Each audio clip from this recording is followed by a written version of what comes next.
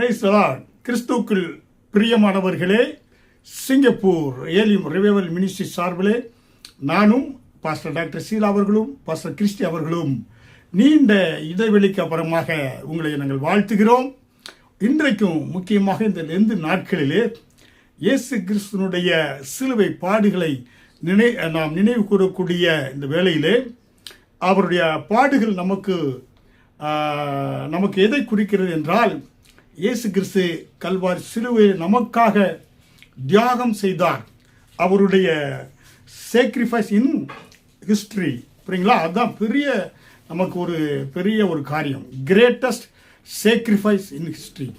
சரித்திரத்திலே ஒரு மனிதன், ஏன்னா மனிதனாய் பிறந்த ஒரு கடவுள் நமக்காக ஒரு தியாக புரடாக கல்வாரி சிலுவையில் மரித்தார் என்பதை அது காண்பிக்கக்கூடியதாக இருக்கிறது. ஹல்லேலூயா. இயேசு கிறிஸ்து சிலுவையிலே நம்முடைய பாவங்களுக்காக அவர் மரித்தது மட்டும் கிடையாது.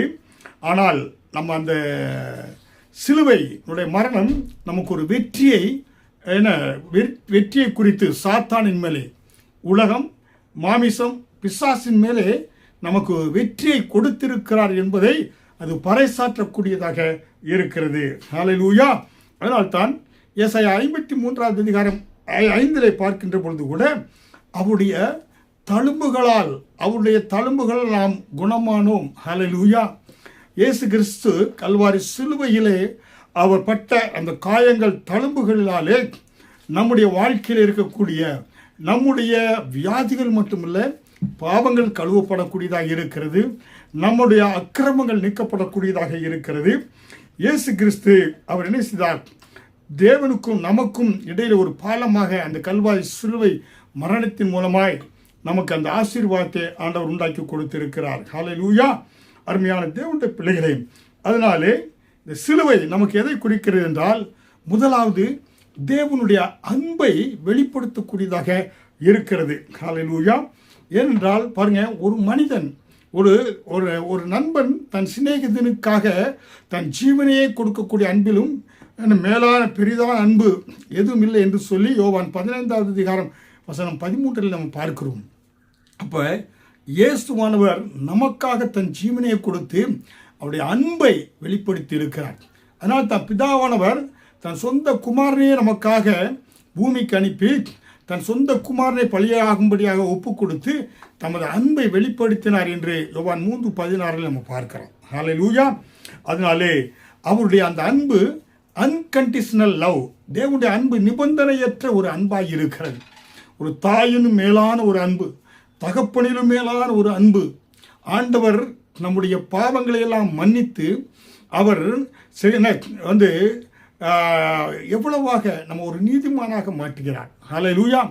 ரத்தாம்பரம் போல சிவப்பாக இருந்தாலும் வெண்மையான பஞ்சை போல நம்முடைய வாழ்க்கையை, நம்முடைய பாவங்களை மன்னித்து நம்மை கரைதிரையற்றவனாக மாற்றுகிறார். காரணம் அவருடைய தெய்வீக அன்பின் வெளிப்பாடு தான் சிலுவை. அதனாலே இயேசு அந்த சிலுவையிலே காண்பித்தது என அன்பை வெளிப்படுத்தினார், தன்னையே ஜீவ பலியாக ஒப்பு கொடுத்து. புரியுங்களா? இரண்டாவதாக அவருடைய அந்த சிலுவை நமக்கு சிலுவை பாடுகள் எதை குறிக்கிறது என்றால், மன்னிப்பை குறித்து நமக்கு அது வெளிப்படுத்தக்கூடியதாக இருக்கிறது. எப்படி? இயேசு கிறிஸ்து லூக்கா 23 அதிகாரம் 34 பிதாவே இவர்களுக்கு மன்னியும், இவர்கள் செய்வது என்னதென்று இவருக்கு அறியாமல் செய்கிறார்கள் என்று சொன்னார்.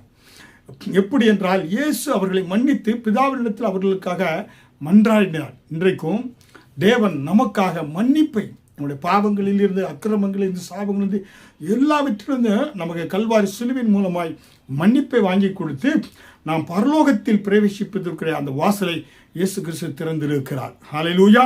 சிலுவை நமக்கு எதை ஞாபகப்படுத்துகிறது என்றால், ஒன்று அவருடைய தெய்வீக அன்பை வெளிப்படுத்தக்கூடியதாக இருக்கிறது.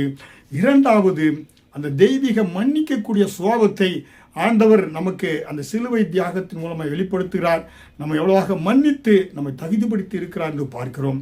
மூன்றாவதாக அதனுடைய கல்வாரி இந்த பாடுகள் சிலுவை நமக்கு எதை குறிக்கிறது என்றால், என்ன ஆசீர்வாதத்தை குறிக்கிறது என்றால், நமக்கு ஒரு புதிய வாழ்க்கையை ஆண்டவர் சிலுவையின் மூலமாய் நாம் நரகத்துக்கு செல்லாதபடி, மரணமே உன் கூரெங்கே, பாதாளமே உன் ஜெயமெங்கே என்று சொல்லி மரணத்தையே விழுங்கி ஆண்டவர் பரலோகத்திற்குரிய வாசலை முதற் பேரானவராக பரலோகத்தில் பிரவேசித்து நம்ம எல்லாரையும் பரலோகத்தில் பிரவேசிப்புகிற வாசலை உண்டாக்கி இருக்கிறார்.